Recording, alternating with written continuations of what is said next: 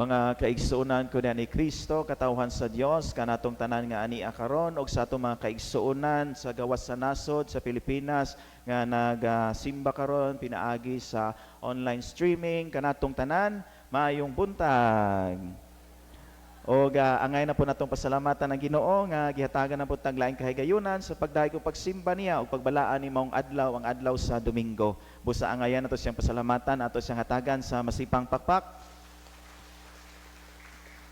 Nakadungog na ang uban ni ining maong istorya kay karaan maning istorya sa usa ka albularyo nga gusto siya nga madato o gusto siya nga adunay daghang kwarta.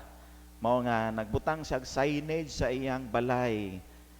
Mananambal, ang tanan magpatambal nako barato ra. 500 pesos ra ang bayad. Pero og dili mo maayo, ako may mubayad ninyo og 1,000 pesos. So na daghan kayong mga tao nga interesado. Usa na ni ato tong usa ka lalaki murag taga dito batabuan. Ingon siya, kani magpa-disguise ko, magpa as if nga masakiton ko.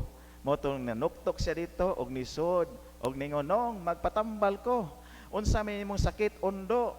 Taga-asa man ka siya, taga tabuan lagi ko. Sa magpatambal ko. Unsa imong sakit?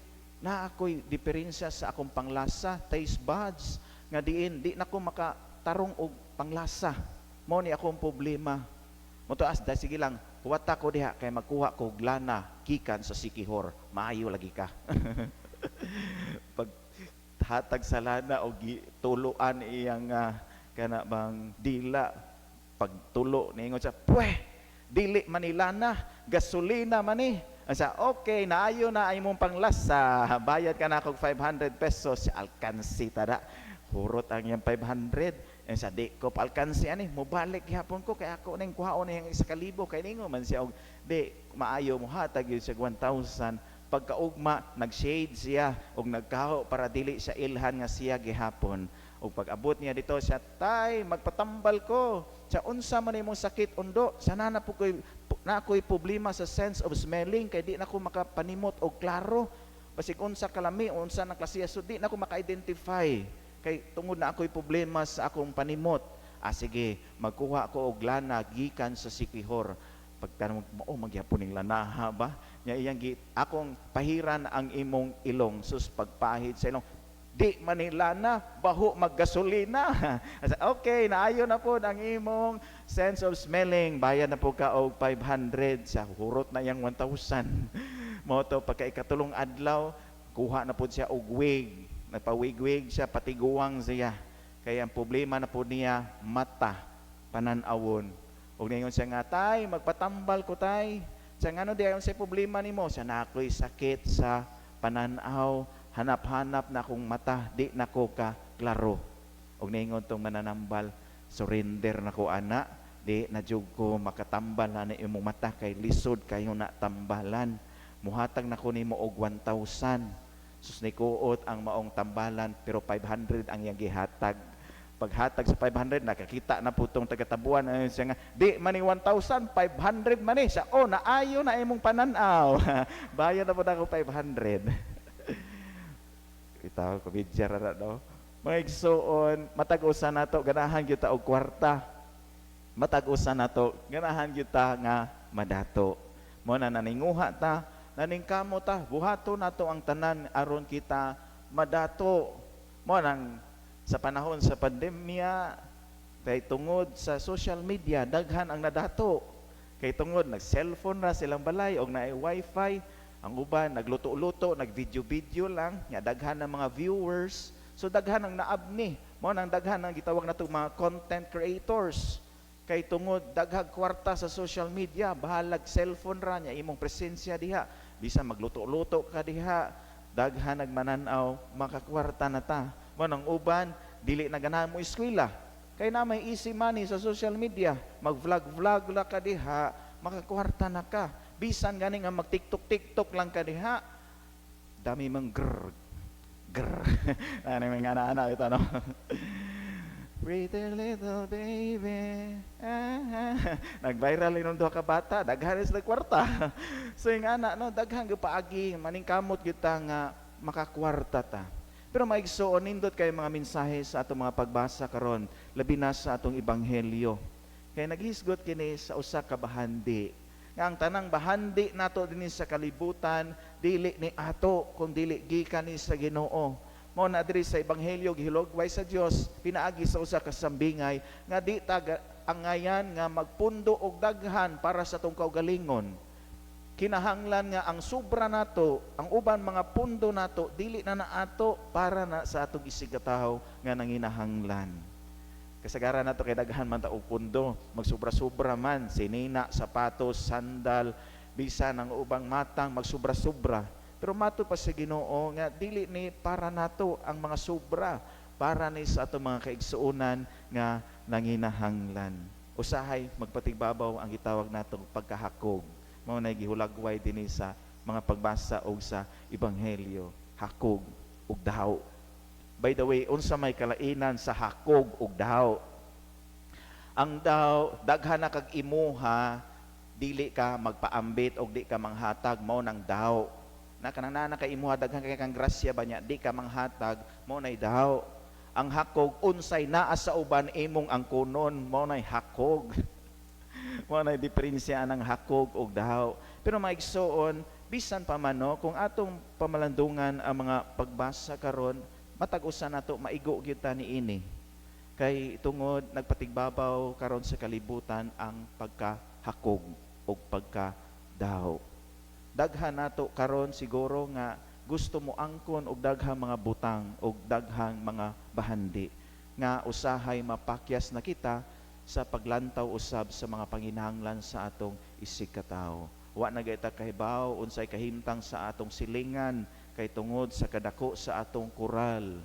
Wa na ta kahibaw unsa nay nahitabo dito nga naghapin-hapin lang taon siyag trapal, buslot-buslot na ilang balay, nga ikaw daghan kay kag sin diha, daghan kay kag kwarta nga unta makatabang niya pero nagpakadaho kita. Kay tungod nagpatigbabaw ang atong pagkahakog. Mabitaw na nga sa panahon bitaw sa adunay mga dagkong katalagman, labi na dinhi sa Bohol, naagyod ang atong pagkamanggihatagon. Pero naapoy uban nato mga igsuon nga manghatag manggaling usahay ta, pero di na pud mapuslan. Ana bitaw katong pag-audit, daghan kay walay mga sinina, way mga panimalay ug way mga butang. Nya kita nang hatag ta og mga sinina og mga butang para nila og pagkaon. Pero napoy uban mga sinina nga di na pud mapuslan pero ato gyapon ihatag, so mura naghatag ta og basura. Pananitan muhatag ka og mga sinina pero puro sa mga busloton, daghan kay buslot, so panuhuton gyud tong nabiktima. Muhatag tag sapatos pero wa na puy lapa-lapa. Muhatag ta mga brief o mga panty pero low street na pod.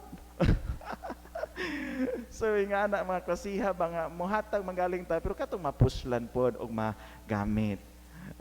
Sahay kay naman ni atong gusto tang mo angkon gyud og mga bahandi ba. Kanang kusog kay ta mo angkon og atoa, kanang sige tag ingon ako na tungod kay nadato ko kay tungod ako may naningkamot. Nga sige kag angkon nga ikaw o imo kanunay ako na akay sakit sa baki. Kay bantay mo nang baki, mo nay sakit sa baki kanang sikag angkon. Mo nay mo ingon man baki ako.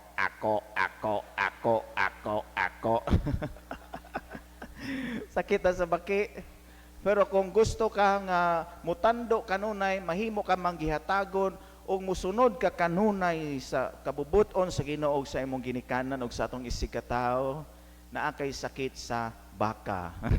Kabantay mo ng baka, moingon na gyud ng baka, mutando ra gyud na kanunay, suma.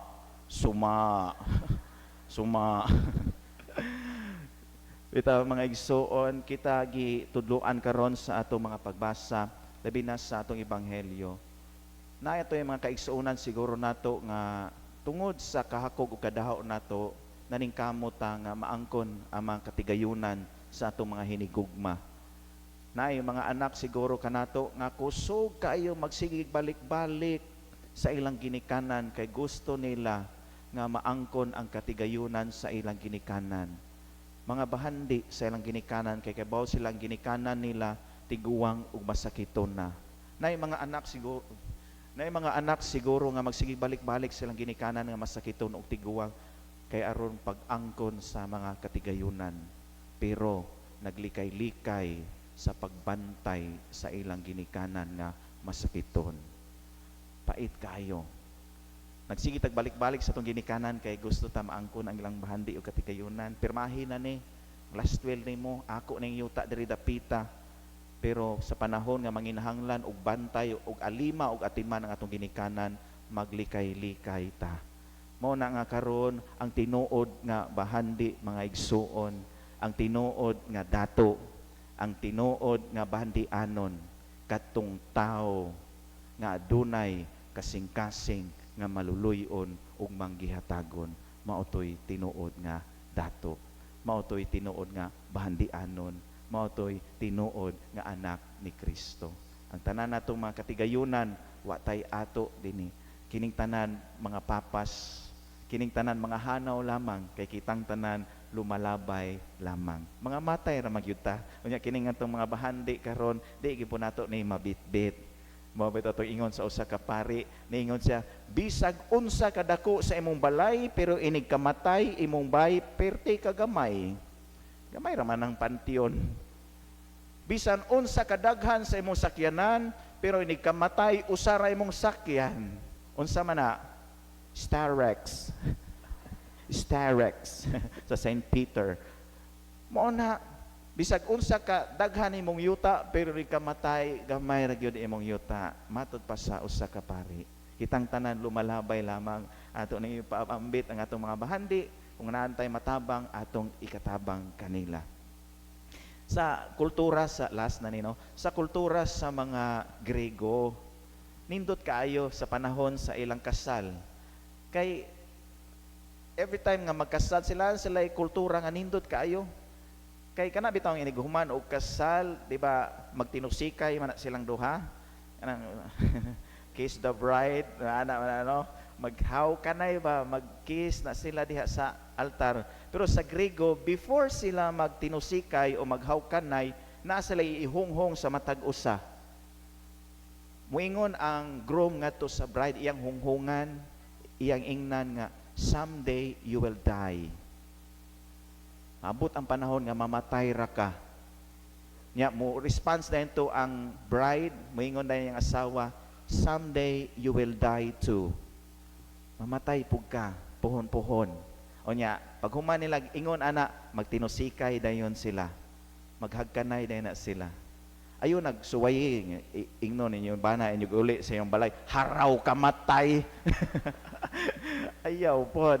So, sa ilahan ng kultura, pero maigsoon kini nagpahimangno, no, matud pa sa mga Grego, nagpahimangno kini nga bisan unsa nato kalipay karon kay gikasalta, unsa kalipay nato nga nindot ang atong mga reception, mga pagkaon, unsa kalipay nato nga atong nasinati kay tungod daghan tag bisita, pero atong hinumduman taliwala sa kalipay kitang tanan mga matay.